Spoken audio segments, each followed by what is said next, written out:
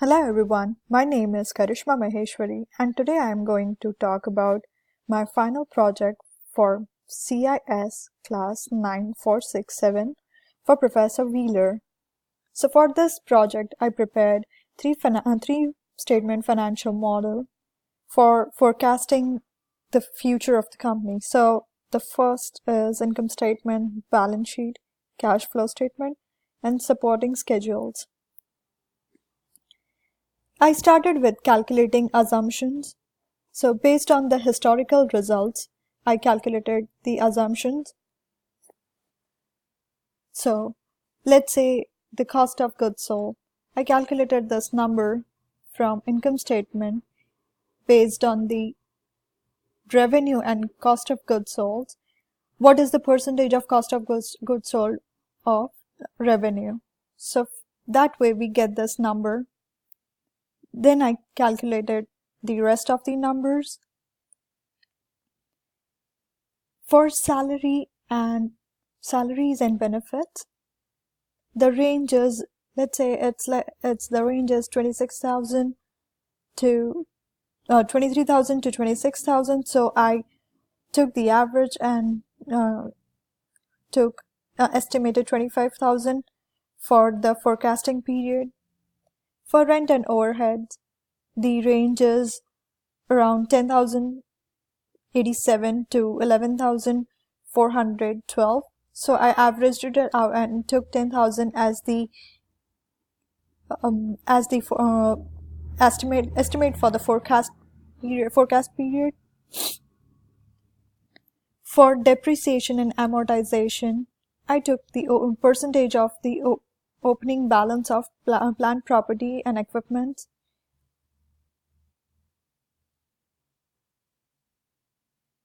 So it's here, the opening balance.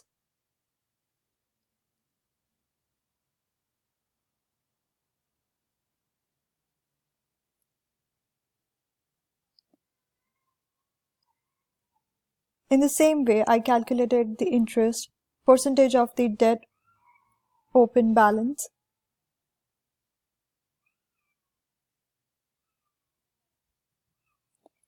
And here the number is 5%, 3% to 5%. So I averaged it out to 3% for the forecasting period.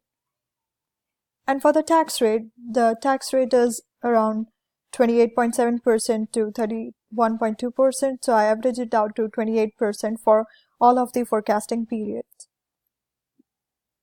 For balance sheet, I calculated accounts receivable days based on the historical results.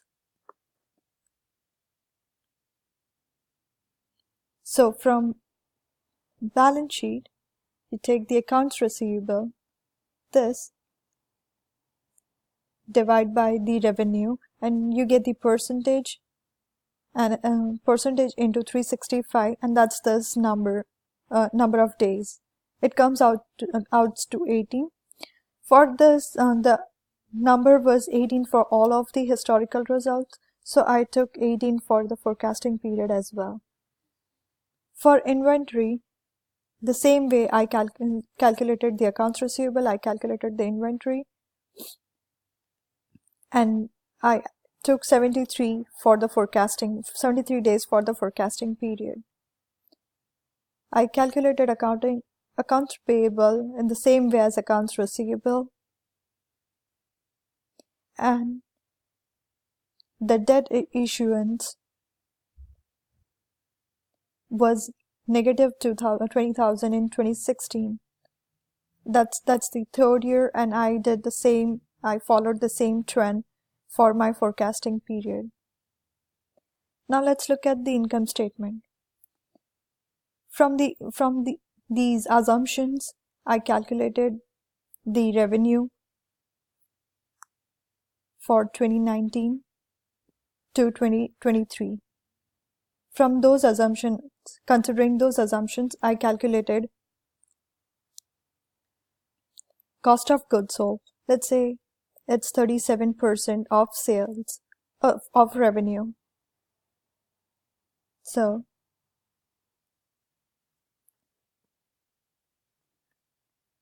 I calculated cost of goods sold in the same way. For gross profit, I calculated it by revenue minus cost of goods sold. And here is the gross profit.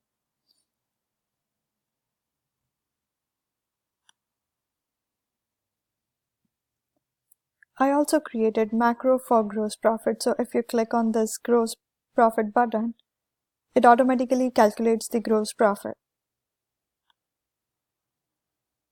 Let's say we delete all of this and press the button, and here it is.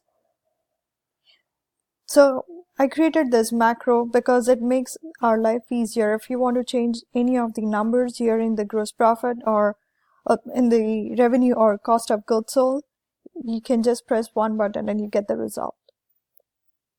In the same way, I calculated the salaries and benefits from the assumptions. So we took 25,000 as an estimate for our forecasted period, and here it is, the 25,000. And after calculating all of the expenses, total expenses, I calculated the earning before taxes by deducting the gross profit minus our total expenses. From this, after deducting taxes from earning before taxes, I got the final net earnings for all of the forecasted period. Now I also created a chart for the income statement wherein it is very clear to see the trend of gross profit, total expenses, and net earnings, how they are following. So let's look at the chart. So we see here the gray one is total expenses, which is kind of being stable, not exactly stable, but it's not very fluctuating, and because of that our gross profit is increasing and also our net income is increasing.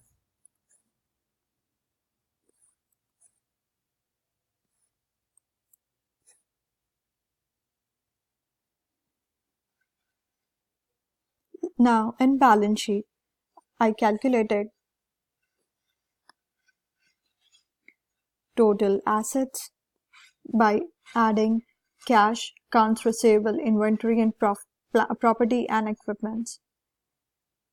So to get this number, to get this number of cash, it is from cash flow statement, the closing cash balance of the previous year.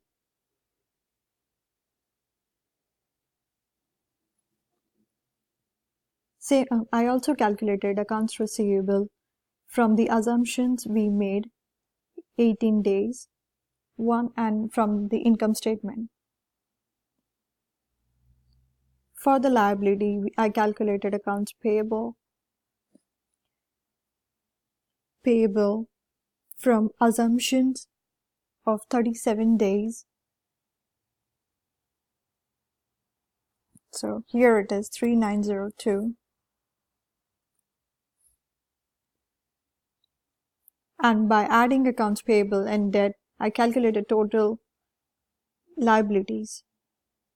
And I also created this macro of check. So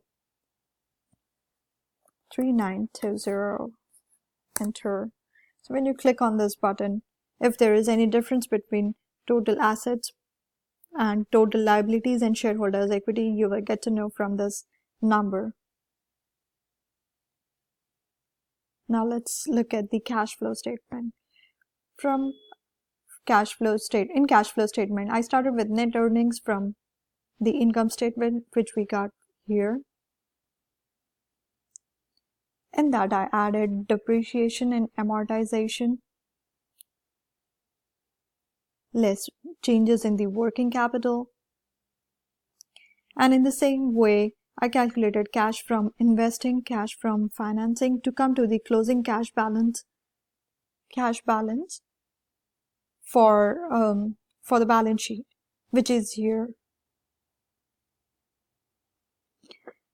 And I also created supporting schedules to find the numbers for forecasted period, for depreciation, debt and interest schedule, and working capital schedule. Apart from this, I also made macros like if you click on assumption, it will take you to assumption. But if you want to go back to introduction, you just have to click here. If you want to go to cash flow statement, click here. And if you again want to go back to introduction, just click here. And that would be all. Thank you for listening.